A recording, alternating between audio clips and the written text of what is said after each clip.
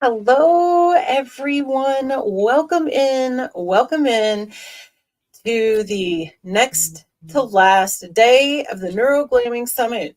I can hardly believe it that it's already been 2 weeks. It has gone by so fast, and it's okay. It's okay. You don't have to worry about saying goodbye because I go live every single Thursday here at a different time, but you can find that information. And for there's a little bit of a continuation that'll be happening next week with a little bit of changes. So stay tuned for that, and I'll be dropping more details. Yes, I love a great cliffhanger. So for today, we're just going to be here and present for today. So my name, for those of you who may not know me, is Jenny Ford, and I am also known as JenLyn UNBN, a combination of my personal and brand and company brand. So Unique One New Beauty Norm is my company, and my mission is to make business be beautiful again, make business have beautiful ethos systems that are heart centric, human centric, so that our products and our services that are going out into the world, the way we do and run our businesses, the way we think about how we're doing our businesses, and all of those things can start from this really beautiful place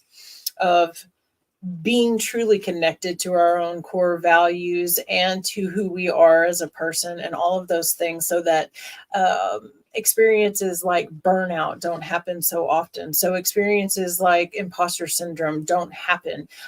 These are all signs and symptoms, right, of us being out of placement somewhere in our lives. So avant-garde branding is really about a holistic approach to the entire person and the entire business. And that's what you find inside UNBN.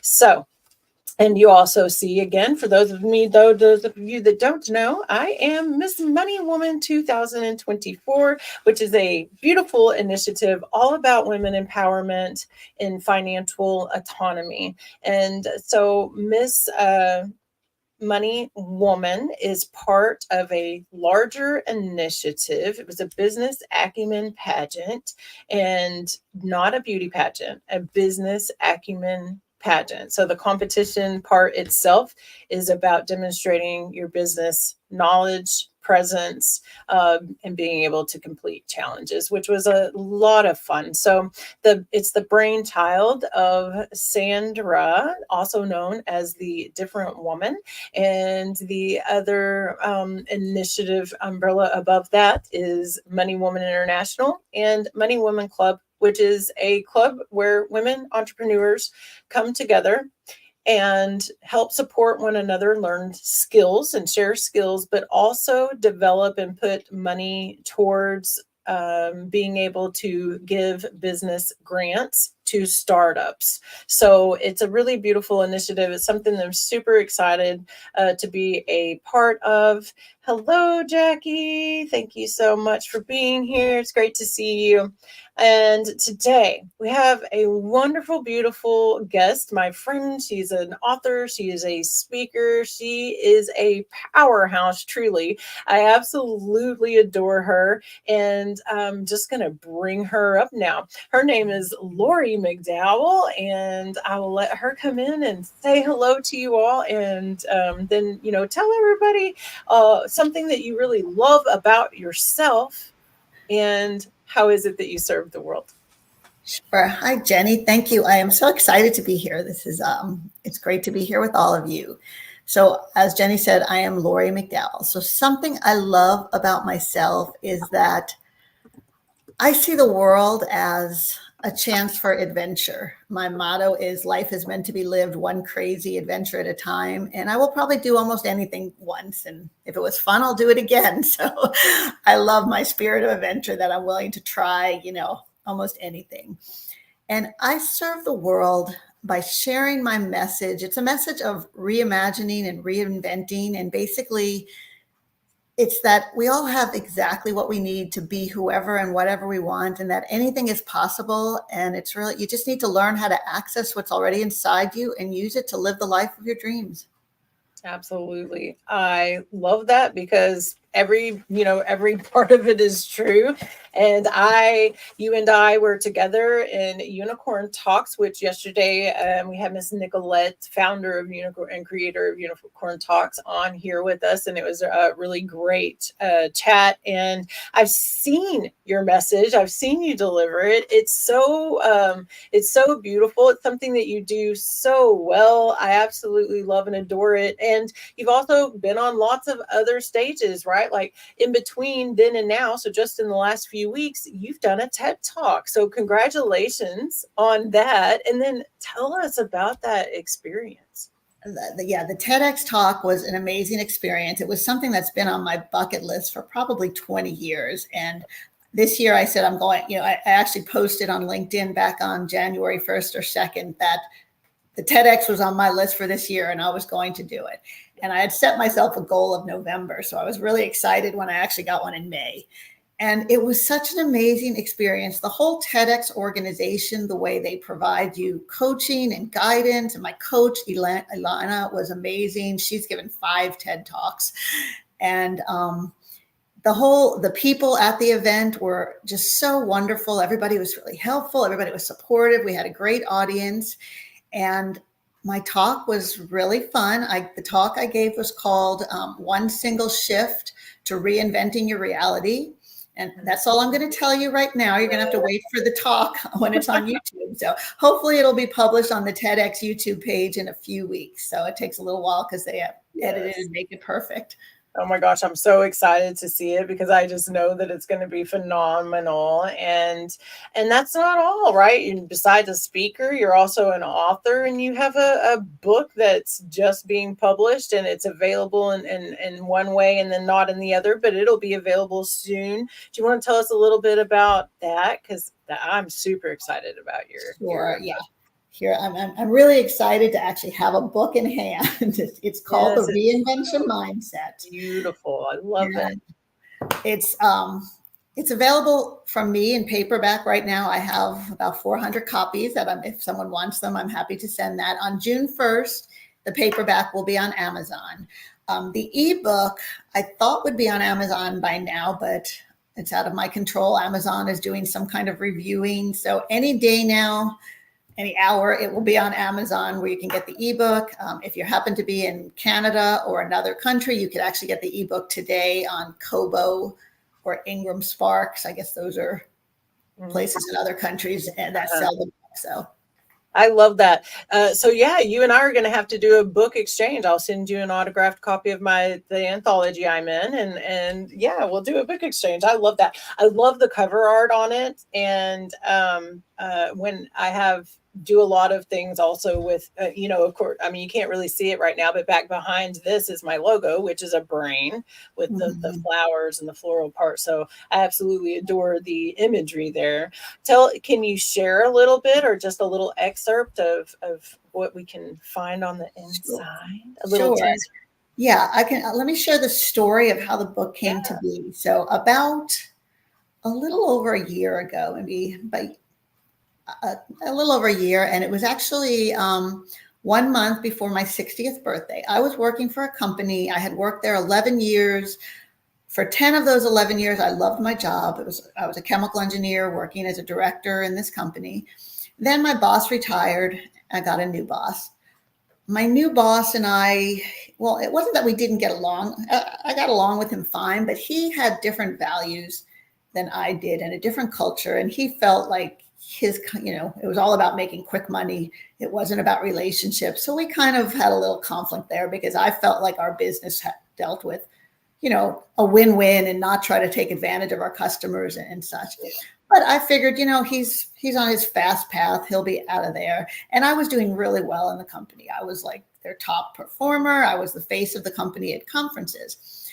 And then one day we had a 2-day meeting in Austin, Texas, which is about 4 hours from where I live, my house outside of Houston.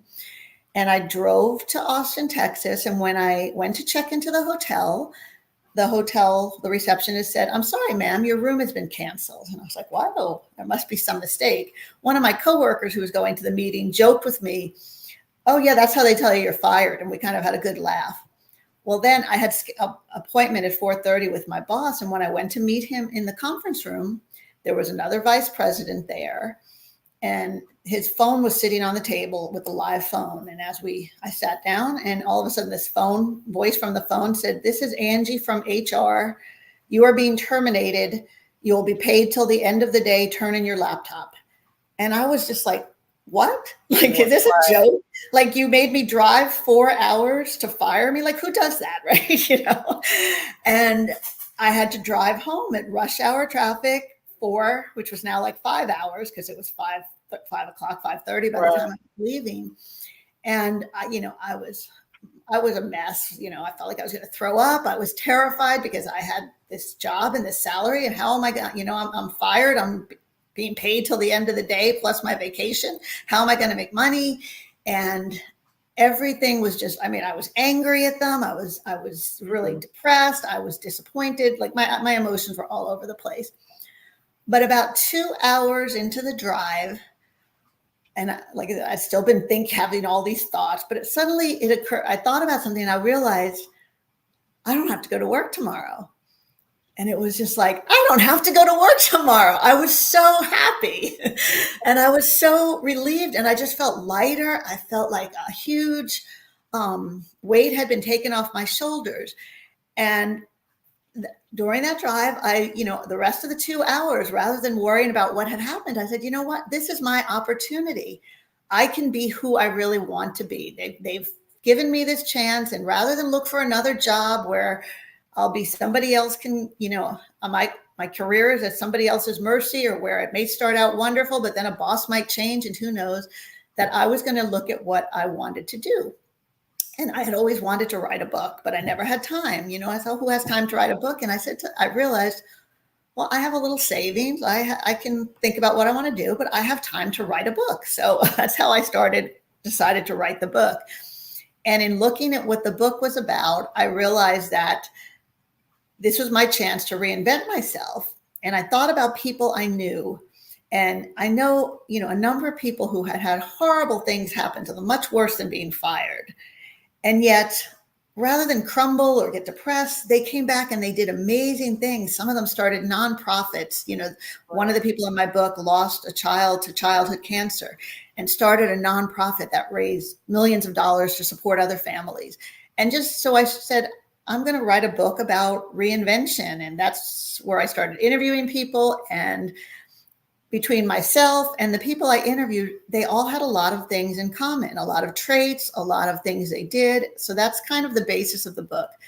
So it's very conversational. It's a lot of stories. It'll probably make you laugh in places. Some of it might make you cry, but it's not a hard book to read. It's very fun, easy read, but if you really follow the path and the lessons in it, it'll set you on a path to be able to reinvent yourself at any time, not just after something horrible happens. Yeah. And I love that. I love two things about that. First of all, that you can reinvent yourself at any time. And two, that you can, it's very much so actually in alignment with the anthology that I am in, that we just, came out a few months ago, which is Beyond Boundaries, Thriving in Life's Gray Zone.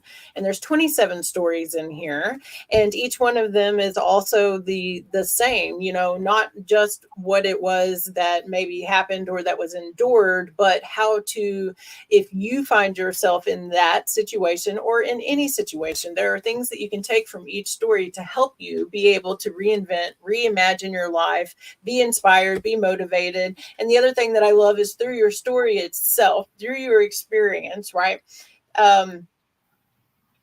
That scenario, I know tons of people that maybe would have never gotten over that, right?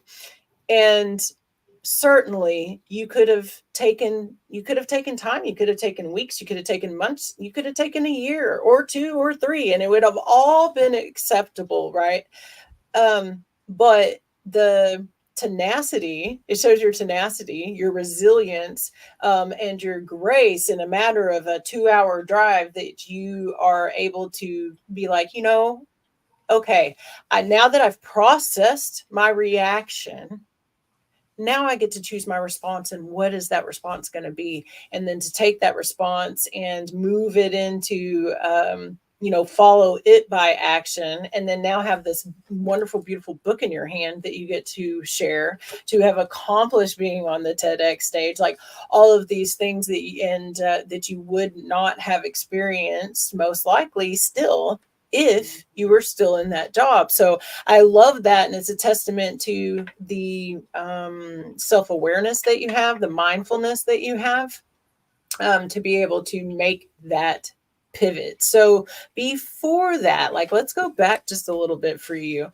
What prepared you to be able to live in that situation and make those decisions, make those moves, make those pivots, and be sitting here, today, having had success because of rat. It's not even in spite of, it's because of. And I think that that's a beautiful thing. Right. Yeah. I guess if I go back, back when I was a senior in high school, my younger sister actually got hit by a car. And it's kind of a very sad story. My sister got hit by a car and she was in a coma for a couple months, and she never fully recovered. She still has some brain injury and can't walk on her own. And I think that was maybe the first thing that made me realize that life is short, that we're not guaranteed anything. We never know if this is our last day on earth. So if there's something you want to do it. There's no reason to put stuff off. We're never going to get perfection. The perfect time doesn't exist. If you wait till tomorrow, it's never going to come. So I think I've tried to live most of my life under that, realizing that I don't know what's going to happen tomorrow. So do what I can today. Now, clearly I'm like everyone else. I'm not perfect. And I got lost along the way. I definitely had detours and places where jobs, both this one and other jobs where I stayed in my comfort zone, and I didn't, because it was easy, but I knew it wasn't the right thing for me, but it was easy. It paid well. It was easy. I didn't have to think that hard. And being fired from, 2 positions, I actually was fired one other time, which was another crazy. I don't get fired in a normal way. This one was even odder, but worked out positive as well. But those opportunities were the best things that happened to me, because they forced me out of that comfort zone and back into like, okay, do what you want to do, live what you want to do. So that, I think, really made a difference in how I've lived my life and how I've tried to live my life. And then the other thing, which is the story I told in the unicorn talk, was where when I was in college, apologize. Okay. Not a problem. All right, she's leaving. But when I was in college, I was driving home to visit my family one Friday night, and it was pouring rain. Close that door. Someone's out front. But it was pouring rain. I was on the New Jersey Turnpike up near Newark Airport, and I was singing to the music and trying to get home. And all of a sudden, my car started to spin and hydroplane, and I ended up doing a complete 360 across 4 lanes of traffic, saw the headlights coming towards me, thought I was going to die, prayed that I didn't. And I ended up on the right shoulder, facing forward, no damage, had crossed 4 lanes of traffic, no other cars crashed either. And at that point, I kind of said, there's a purpose for my life. There's something, for me, it was God, but if you don't, it was some higher power saved me, because there's no way I should have been able to spin around across 4 lanes of traffic in the pouring rain in the dark and not hit anything and not cause anybody else to hit. So that basically, I've tried to realize that there's some reason for me to still be alive today and be healthy. And I didn't know what it was, but I think it was just to be me and to do what I'm meant to be. So that's also kind of what enabled me. I felt like, like I said, you lose track along the way, but I felt like this was the one. Now that I was going to be 60 at that time, I don't have that much, I'm getting older. If I'm going to change the world, I need to start today. So yeah, I love that. And the, start today. And not let your circumstances or your age or any of those things really,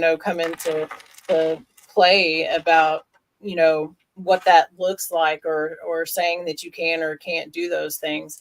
I have this ring, and it's a moonstone, but it's in the shape of a coffin, and I wear it daily as a little simple beautiful reminder that all I really do have is this moment. And if I want to change the world, that means I have it, it's me, right? I am my responsibility. It's me. And once I have am changing, and I'm changing consistently, then I can help support other people in those changes. But until I'm able to do that, that's my only job. It's my only responsibility, really. Exactly. And I didn't share this through the unicorn talks, but I have had the same exact experience in a storm in Louisiana. And my wife and I were driving down the highway. We had just gone into a Burger King. Burger King had just came out with the little onion dipping sauce stuff that they have. It was the very first time that we were going to try it. We were traveling to see her parents. And so we had got it to go. It had started raining while we were in the drive-through. We pull out, we get on the highway. We're on I-20, I believe, and we barely even get out on the highway. And the next thing, just exactly like you, we are picked up, we are spun around, and we are on the opposite lane of traffic. It's 4 lanes of traffic. You see all the headlights coming to you. And we're like, oh, oh my God, right? Exactly. My life is fixing to end. And my wife was able to hit the gas just enough, just in time to get us off of the lanes of traffic. And we had to get a tow truck. We got stuck, and all of those things. And there's onion sauce all over both of us, all over the inside of the truck. It's all on the roof and the windows and it's inside of the windshield and everything. And then we only had $199 is what we had on us, and it's what we had access to. And that's exactly how much the tow truck charged us. And so we have these moments in our lives that everything does become so definitively clear that that we do have purpose, or that we only have a limited time, right? We can't always live. It's good to have those reminders, and I think that we give ourselves those reminders in a way that, so that we can not be distracted and pulled away from, but be reminded that, oh yeah, okay, there is a purpose. There are things we came here to do, that we can choose to do, and we can choose to do things differently. We can change our experience, all of those things. But yeah, I had exactly, almost to the detail, the same exact experience. And that wasn't my first time. I haven't actually had it happen a first time when I was about 16 with my first son's, not my first son's, my son's father, my first marriage. And we were traveling and we got picked up by a tornado. We had stopped on the side of the road. It was hailing, baseball size hail. And I remember we're both like kind of huddled in the inside of the truck in the cab, and the hail, it was torrential, and it's just pounding through. It's broken all the glass in the truck, and we're just covered, trying to keep ourselves from getting cut too much, and all of the things, and crying. We're both crying because it's one of our more serious life or death experiences. I was 17 at the time, and he was 21. And then the next thing we knew, once it had all cleared, we didn't even know that we had been picked up and changed positions. Oh, wow. When it cleared, we were clear across the highway and facing the opposite direction than we had been. It My. literally, picked us up and moved us, and I mean, we felt rocking and all of that, but we didn't know that we had actually been picked up by this tornado and then set down across on the other side. And essentially, that is what had happened. It was a straight line wind that had caught us when in Louisiana later on, but I think that it is certainly the most changing moments that we have, right? And so for me, that's what I use, that symbolism for. I've survived a lot of things, and but I absolutely believe that means that. We talk about purpose a lot, and I do believe it's purpose, but I also believe that we have a gift and a power, and that power is to be the gift, right? The power is to be the gift, and to take those moments and be retrospective and make a decision, cut away all the things that are keeping us from the things that we actually want to do, who we want to be, right? Doing the things that we love, and becoming that person. So I'm sure that you've had, other experiences like that as well. And I know that you probably bring them to your talks. And how long have you been doing stages and, speaking and Yes. yeah. Well, I spoke a lot during my career, my corporate career. I spoke at conferences and gave a lot of presentations, and I taught scuba diving. So I've been speaking for probably 30 years, but I was never speaking on my own. It was never personal. I was speaking on something else. So a topic about someone else, or a training on networking or public speaking or diversity. So I've been speaking a lot, but it's only been about a year and a half where I'm speaking on personal topics that are about, things that I want to speak about, as opposed to something else, or things that I feel that will help the audience, as opposed to, I've given plenty of talks on chemical engineers and refinery catalysts and industrial gases and how to scuba dive and such. So. Oh my God, I love that you scuba dive. And have you found, like, I feel like in the last year and a half, as you've been doing this, that I feel like, is there a memoir for you in the future? Is there yeah. There can be. Yeah, I definitely know I want to write more books. I actually have, I have my next book, I have an idea for it, and I have a title, and I have a few notes, and there may be a memoir, because I have a lot of interest, have had lots of interesting experiences that you have. And, I guess, I think, not to say, we are special, but we're special because we recognize what we have. I think everybody's special, but the universe is giving all of us hundreds of messages, and most people just ignore them. Yes. And the fact that we hear the messages and we want to share the messages is what makes us special. But everyone, that capability is for everyone to do. So I think there are stories that maybe a memoir, because when I think back at, I always feel like, okay, I'm nothing all that special. And then when I think of all the things I've done, I was like, oh, I did this, I did that, I've done some crazy things. I mean, I rappelled off the side of the Doubletree Houston to support a nonprofit, which was kind of nuts. I've done a lot of scuba diving. I've bike raced. What's the, when you're looking back, what's the, one or two things that stick out that you're just like amazed at yourself, that you're like, I did that. I did that. Right. What is the thing that just, like, is it propelling off of the wall? I mean, that's awesome. Racing motorcycles or bikes, that's all awesome. So what's the one thing that you're most surprised about in your own life when you look back upon it? I think probably one of the craziest, and I did it safely, but one of the craziest thing was when I was scuba diving. I actually used to be a cave diver. So we actually dove in Florida in underwater caves where we might be a half a mile or a mile into a cave, and sometimes they were tiny where you had to squeeze through.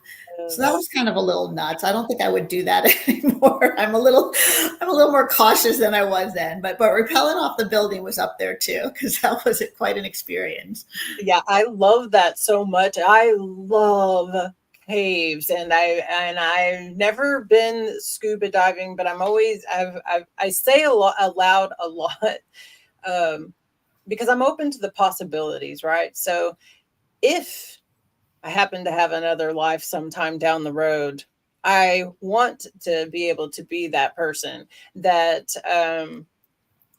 could go into caves and do so underwater. I love caves. I've been to lots of caves on land above. Mhm. And now I don't get to do that so much either. But I did get to go to Carlsbad Caverns a couple years ago because you can go in and be in a chair. So I was able to have that experience, and it was, amazing. And, but I do say that because I absolutely love and adore it, and I think it's so amazing. And I did bungee jump once when I was younger. I bungee jumped. I wanted to skydive, and so I've done the tunnel skydiving. Kind of as training, and then just never quite made it there. But it's actually still on my bucket list, because I don't have to, it doesn't matter if I don't have to be able to walk for that, or, I can do it without a chair and all of those things. So it's still 100% on my bucket list. I'm waiting for my son's terrified of heights, but it's something that he's slowly gotten over. So honestly, I'm kind of like, come on, buddy, because we're going to go do this together. That's my goal. That's my dream. I want to go skydiving with my son. We used to, I've always been kind of a little bit of an adrenaline, junkie, so to speak, is what they would, used to call it. But I really feel like it's a matter of being able to learn how to feel and process and direct the adrenaline. As a paramedic and firefighter, I had to have that ability. And that was just even before that when I was younger. I look at it as it's training. So, as for what I needed in my life. So, what are some of the secret trainings in your life, up to this point that, especially, anything that you just were like, man, during the time not understanding at all and being devastated by it even, but now you can see the full picture and you're like, I'm so glad that happened. Yes, well, clearly the being fired both this time and what happened 20 years ago was definitely something that was training where training for life. Just that experience of being fired in a totally unexpected way. Because both times I was fired, like the first time I was fired, I thought when they called me in on a Saturday, so I couldn't be fired on. They called me to come in on a Saturday to tell me. And I'm like, what's so important? I thought, oh, maybe I'm getting a promotion. So I'm thinking I had just completed a really amazing event. So that's something. Clearly, my sister's accident was a training experience and having to deal with that. But just, I think the opportunities that the place where I didn't get what I thought I wanted were probably the biggest lessons. I learned so much more from not getting things or from things that were hard than from things that were easy. So, the promotion I didn't get, or the job offer that I didn't get that caused me to do something else was really where I learned a lot about myself and life. Because I think being resilient, having that grit, knowing that, it's not what happens to you. If everyone has horrible things happen to them, but it's how you handle them is the biggest lesson. And that you can't control what happens, but you can completely control what you do with it, because that's up to you. And that's really what makes the difference between the people who are happy and fulfilled and successful. It has nothing to do with, what happened to them. It has to do with how they handled it. And the people who have everything handed to them are never the happiest people. They're the ones that, are looking for more or feel like they were, And if they are, it's not because of what they have, right? Right. It's always because we've learned that lesson. And for some of us, it takes a long time to learn that lesson, right? It's I know it can be frustrating sometimes, to hear, that you have a choice, and that you can be in control and blah blah blah, but not be able necessarily to experience that because you don't have the skills yet, right? You don't have the skills, you don't have the steps, intellectually that it's true, but it's just not something you can bring into your actual experience. And so I want to take a moment for that person, because especially, for our listeners today, I know that you're all, high achievers. You're all striving for that personal development. You're striving for your own excellence. And to have areas that you're not being able to get that can sometimes be really frustrating. And all I wanted to say to that is, just keep doing what you're doing.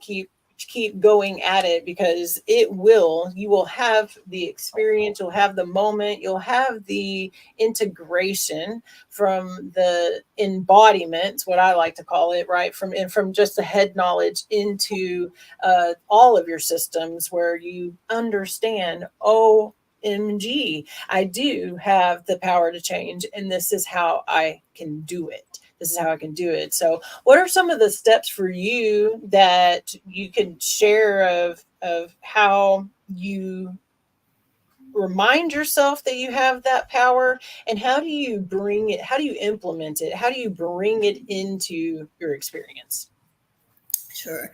It's one of the things is I just believe that, wherever I am at the moment is where I'm meant to be, that where we are is there's a reason we're in this very moment. And it may be the deepest, at the worst part of our life, but we're there for a reason. We're there because we need to go through that valley before we can get up to that peak. So I think acceptance Mhm. is incredibly important. That, don't fight it, just accept it. It is what it is. And it may feel horrible right now, but it's just a stage. Everything's temporary, and you're getting what you need from that, and it's going to help you later on. So realizing that is key. And then the other step is believing. Is just, if you don't believe it's possible, I mean, our brain is so incredible, and the fact that we can, our brain is so, I've learned so much in my coaching training and such about how the brain works. And Mhm. if you don't believe it, your brain's not going to believe it. You have to, and it's not going to be possible. So Right. it's not like we can all do everything. Clearly we can't, it would be great if I could say, okay, we could all with our brain cure diseases and we'd never be sick. Right. I'm not, so when I was doing, someone asked me during the TED talk, when I said, you can create your own reality, like, does that mean, afterward they had a Q&A, and she said, is that realistic, or is that delusional? And it's like, no, it's not delusional, because you can do anything. Like, if you say, I want to be a professional athlete, Yes. yes, you may not be a professional athlete in the NBA or the MLB, but there are 80-year-old professional athletes and some seniors. Yes. So if that's your dream and you believe it and you look at it and you're creative, you can Yes. find it. So that's the other thing, is that there's not just one way. Mhm. Everything we do, there's millions of ways to achieve our goals, and we have to be creative. We have to ask for help. We can't do it alone. We're all connected. We have to believe it. And then, part of it is just take those steps. And I guess the other thing is just that, life is a journey, and it's not a straight line down an interstate. It's got detours, it's got dead ends, it's got hills, it's got roadblocks, but just keep, but enjoy that journey, because that's really, the journey is so much more important than the destination. And the happiness you feel is often inside you, and that's why people who do have horrible things can still be positive and happy, because it's their mindset. And you find, Yes. I have an exercise I do with people to show them the power of their mindset, but you just find what you look for. And if you're looking for the misery, you're going to see it everywhere. But if Yes. you look for the joy, that's everywhere too. Yeah, I like to, and your phenomenal leadership just came through in every single thing that you just said. Because the things that make a leader really great and wonderful are knowing that you can't do it alone, knowing that you have to ask for help, knowing that radical acceptance, the more radical that we can be in our acceptance, and the quicker we can get there, the more of life we can experience to its fullest. And this is not about bypassing. This is not a matter of bypassing. You have to feel the muck. You have to feel all your feelings. You have to get through those valleys, like you said. But as you do that mindfully, as you do that, practically and tactically, and you move your mass by putting yourself into action towards those things that you want, towards feeling your feelings through and understanding what they mean and all of those things, over time it becomes much simpler to do that, and it can be done. Really, the truth of the matter is like, just like the world is spinning, right, so fast that we can't see that anything is moving, we ourselves oscillate like this energy. We oscillate in and out every 1/10 of a second. So in reality, every 1/10 of a second, we have the ability to make a decision. We have the ability to create a response. We have the ability to pivot. We have the ability to keep going. We have the ability to see, hear, taste, know, and understand what is happening around us if we are looking to know those things, right? Just like you said, what it is that you're looking for is what you're going to find. And yes, you have all the evidence, because that's what our brain does. It gathers evidence. So if you're looking for misery and you're feeling miserable, and that's what, that is what you're going to see. So one of the practices I like to do is actually, really truly think, not just think of a moment where you felt happy or you felt love or you felt joy, but really take yourself back to that moment and really feel it, because that brings that new magnet forward. And that's what your brain, that's what the neuroplasticity of your body and your experience will then start reaching out to build highways to that experience instead. And is it a challenge? Yes, you have to remind yourself when you start to feel the misery again that, oh, okay, there is this other option, and you have to put a little effort into it. But then it becomes just like an athlete or a musician or a physician or any of those things. It becomes muscle memory, and then that becomes the new normal for you. That becomes the place that you will zip back to faster than the place where you zip to, where you're, in that miserable place, experiencing life. Because I think that, the most important thing for us to remember too, like you said earlier, is that the human experience itself is the human experience. And even though we all have it come through different scenarios, we all know what it feels like to not feel seen or heard, or to have gone to bed hungry, or not be able to sleep, or have so much stress that you just want to pull your hair out, that you're contemplating and having intrusive thoughts, right? Like the feelings and the emotions in that way. The human experience is the human experience. And the difference is crossing that threshold. So just keep breathing, right? Keep putting one foot in front of the other, and keep experimenting and being curious. Curiosity will lead you to places that you never ever knew existed. And I like to, we have so many mindsets and thoughts and fears about changing our belief systems and trying different things in life based on things that we've grown up with. And I love to take any thought that I have, take the thought captive. Don't let it captive you. Don't let the thought hold you captive. You take it captive, and you see what that thought is, and you get curious and you examine that thought and really see what it is and where it comes from, what it's attached to. Really, is it true, or really is it not? And then take it and make a radical decision to do like the exact opposite, to see what happens. I've done that a lot now in my life, but and I know that you have as well. What's the time that you can, think of, that the most radical shift that you made in your life that changed everything for you because you had believed, the opposite? You believed something that was blocking you or keeping you from experiencing your life to the fullest. Do you have something that you would like to share with us in that scenario for yourself that just made that big difference? Yeah. It's for me, it's funny. It stems from something, as I was a child, when I was a child, I was chubby. I was chubby. I was smart. I had bad hair. Back when everybody had their straight hair, I had, the curly, almost like afro with the horrible hair, and my name rhymed. My maiden name was Lori Tori. So I was kind of not the most popular. That I was a little bit bully, and it hurt my self-esteem. And it's amazing, even though I let it go as a child, I carried it through my life, and I spent so much time worrying about what everybody else thought about me, thinking I wasn't good enough. You talked earlier, the imposter syndrome. I mean, I felt, I've always gotten great grades at school. I've always been successful, but I was just waiting for the time that person would figure out I was all a fake. So, Yeah. and it really recently, I mean, I hate the fact that it took me over 50 years, but and I've had bits where I felt that way, but then I got back into that self-doubt and stop care and always worrying about what other people think.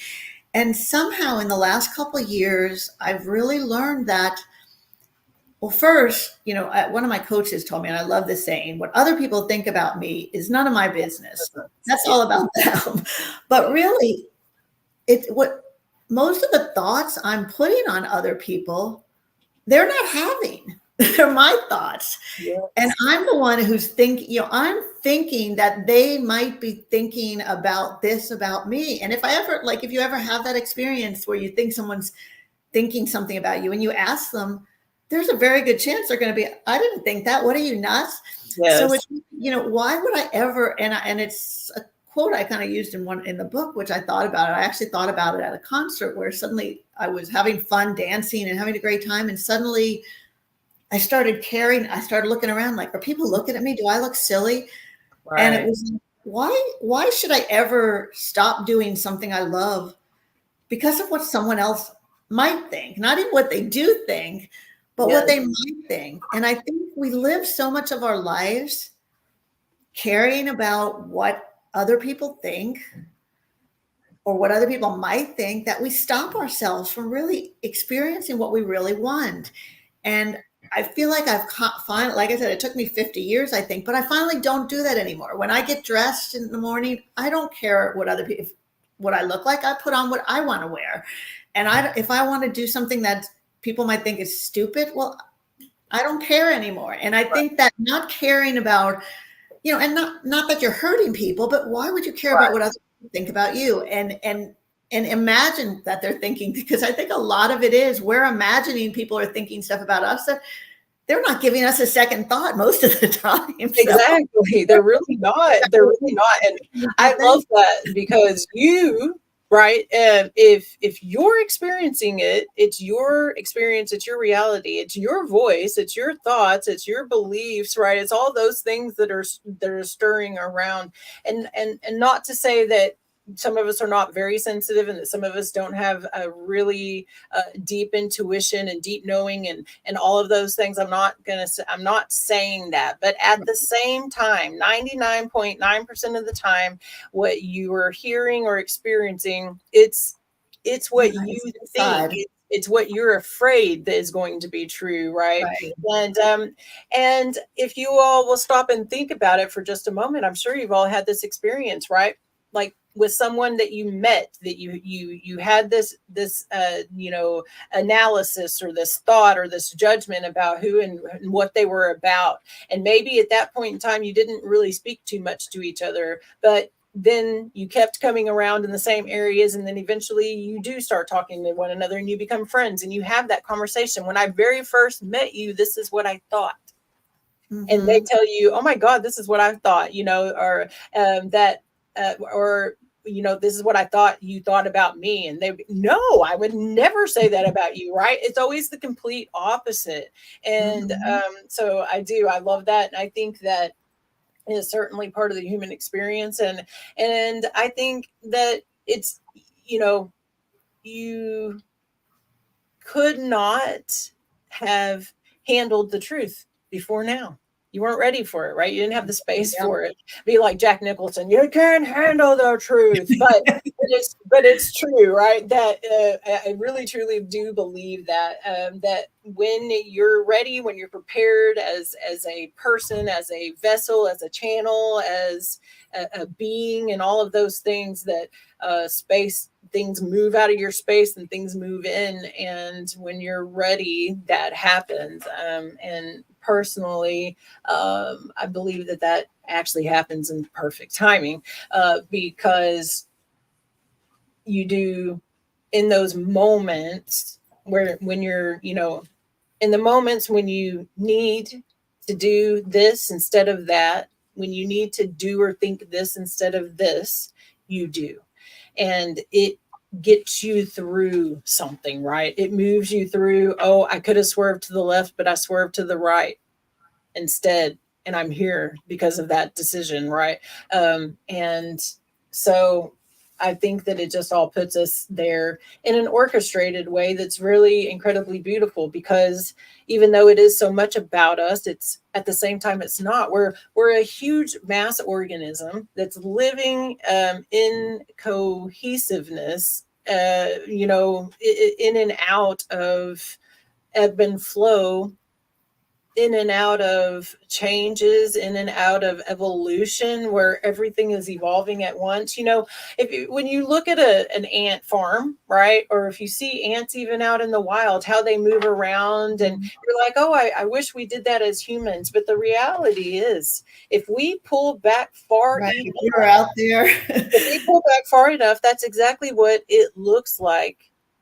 It to somebody that's in that space observing, right? Like when you're flying and you start coming down and you start coming in, if you fly a lot, if you never have, sit by the window, look out, and watch how things are happening on the highways and the roads as you're coming in, because that's what it looks like. You actually, yes, things happen, but in the big picture, everything's ebbing and flowing, and smoothly, right? Mhm.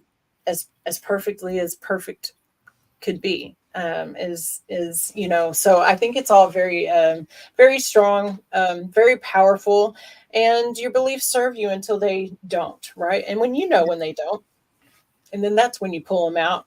You look at them and see what it is that you can do differently, or if there's anything that you do want to do differently, right? So Mhm. we've got about 6 minutes or so. I've loved the conversation today. I've loved having you on. Is there anything that you would like to share about yourself, about how people can contact you, or just about life in general, in the last few minutes? Sure. Yeah. So I guess if anyone wants to contact, and I love to connect with people. So please, if you hear this, if we're not friends on LinkedIn, connect with me on LinkedIn. Lori McDowell, my picture's there. You'll see me. I'd love to connect with you, on Facebook as well. I'm on Instagram as well, although I'm not quite as active there, but connect with me. If you would like to email me, my email is lmcdowell at reimagineyou, the letter U, .net. That's my company is called Reimagine You Strategies. And the website is the same thing. Reimagineyou.net is the website. So please look me up, connect with me. If you want the book, like I said, it'll be on Amazon soon, but if you can't wait, just send me an email and tell me you want it, and I'll get you a copy right away.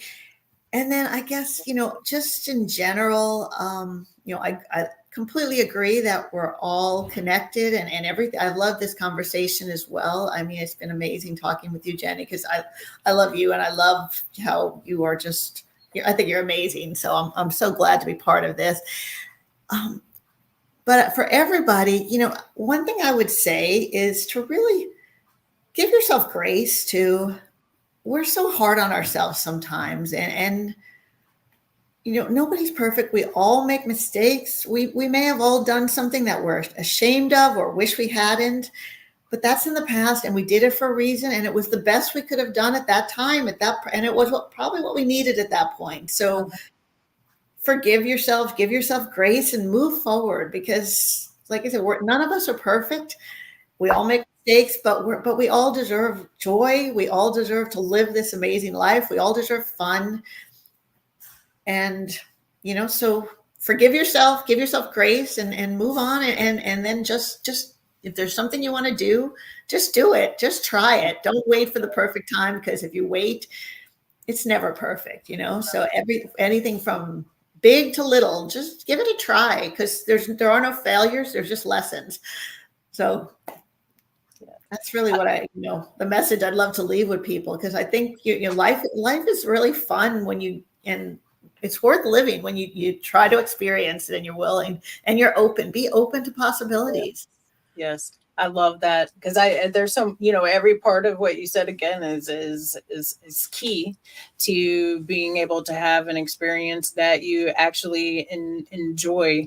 And, with having grace with yourself, it's so powerful and it's so true, because really, if you stop and think about it, we started the beginning of the conversation with the biggest lessons that I've learned have been through the hardest scenarios, right? So in those scenarios, somebody had to be, quote unquote, a villain. Somebody had to hurt your feelings. Somebody had to take out an action against you that was a injustice to you, right?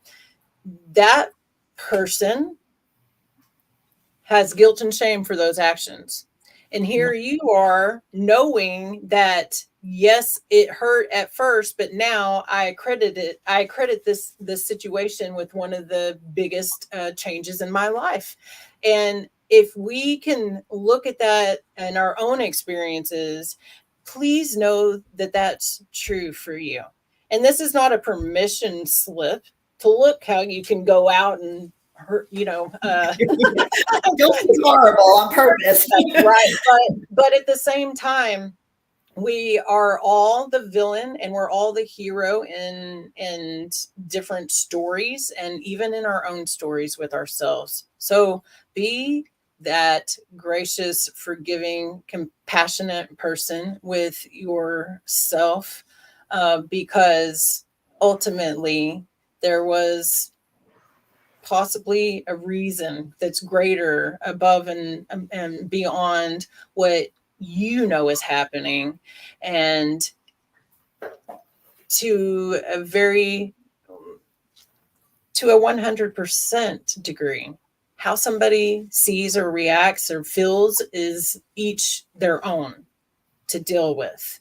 And so give yourself that grace, give yourself that time, and know that either way you choose to believe, whether you believe there's no such thing as perfect, or whether you believe that it's all perfect, that everything's unfolding perfectly, choose one or the other and allow that to give yourself grace and forgiveness and love and compassion.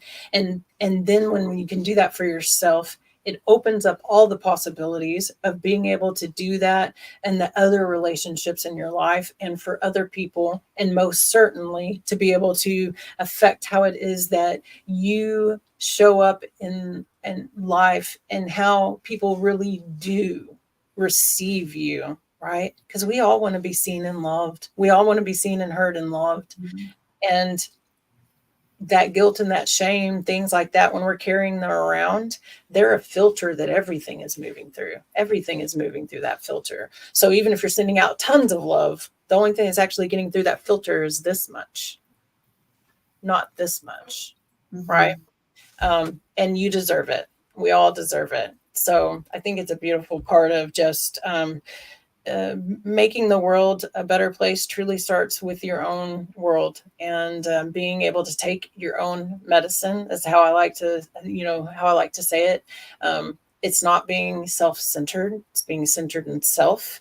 And we have to become centered in self to to be able to love, to be able to have joy, um, to be able to experience those things. So I thank you. Thank you so much for all of your wisdom. Thank you for your presence and all of your beautiful, wonderful stories. I'm so grateful that you share them and that you're vulnerable. And I'm so glad that you made it to, your 50s to be able to have this conversation with me today. Thank you, Jenny. Thank you for hosting this, and it was so great to be here. I really enjoyed our conversation. I did too. So we'll see you all very soon.